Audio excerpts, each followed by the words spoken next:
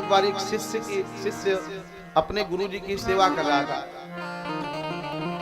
शिष्य ने विचार किया, रात को 10 बज गए, अब हमारे गुरुजी सो गए होंगे, अब चल करके थोड़ी देर हम भी आराम कर लें, सुबह 4 बजे उठना पड़ता है। और जैसे ही गुरुजी की सेवा छोड़ी, गुरुजी तुरंत बोले, अरे चेला रामदास, कहां जा रहे हो?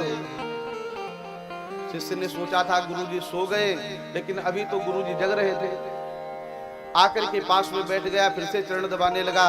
गुरुजी ने पूछा, बेटा ये बताओ तुम कितने भाई बहन हो? शिष्य ने कहा, गुरुजी हम 4 भाई बहन हैं। अच्छा, गुरुजी को तो बहाना था, कोई बात करते रहे ताकि पैर दबाते रहे। कई लोगों को पैर दबाने की बहुत आदत हो जाती है। अच्छा बेटा 4 भाई हो, ठीक है। और इतना कहकर आंख बंद करके लेट गए। अब चेला रामदास फिर से चरण दबाने लगा। रात को बज गए 12।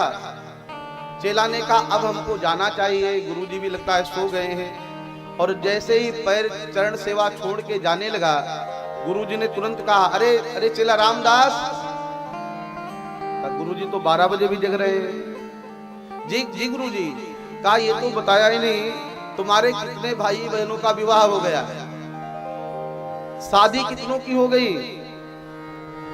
चेला ने कहा, लगता है गुरुजी जग रहे हैं। कहा, गुरुजी हमारे 2 भाइयों की शादी हो गई है, 2 अभी अविवाहित हैं। अच्छा अच्छा। शिष्य ने कहा कि अब तो गुरु जग रहे हैं तो सेवा भी करनी चाहिए थोड़ी देर। तो बेचारा फिर से चरण दबाने लगा। रात को बज गए 2। चेला ने कहा, अब तो 2 घंटे का ही समय बचा है, सुबह 4 बजे उठना ही पड़ता है। अब अगर अभी हम यहाँ बैठे रहेंगे तो फिर सुबह जल्दी उठेंगे कैसे?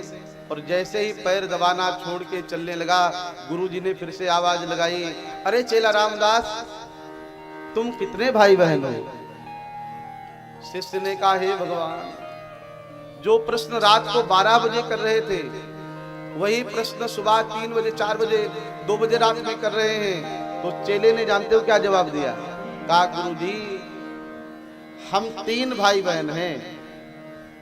3 भाई बहन? लेकिन रात में तो तुमने बताया था कि 4 भाई बहन हो। चेले ने कहा, गुरुजी आप इसी तरह से पैर दबाते रहिए, मेरा तो राम नाम सत्य होने वाला है, इसलिए मैंने अपनी संख्या पहले से ही कम कर दी है। आप इसी तरह से सेवा कराते रहें तो हमारे मात्र 3 ही भाई बहन बचेंगे, हम तो समाप्त होने वाले हैं। तो सेवा करने वाला सेवा तब करता है जब सेवा लेने वाला सेवा लेने में सावधानी रखता है। ज्यादा सेवा नहीं लेनी चाहिए, सेवा करने का अभ्यास करना चाहिए, सेवा लेने का अभ्यास नहीं होना चाहिए। बहू सास की सेवा करे, अच्छी बात है, लेकिन सास को भी सावधान रहना चाहिए कि ज्यादा सेवा न ले ताकि अश्रद्धा हो जाए। परिवार के कोई लोग सेवा करें तो सेवा लेने में सावधानी रखनी चाहिए। सब्सक्राइब करें हमारे YouTube चैनल साधना गोल्ड को और पाएं वीडियो सबसे पहले। और हाँ, बेल आइकन दबाना ना भूलें।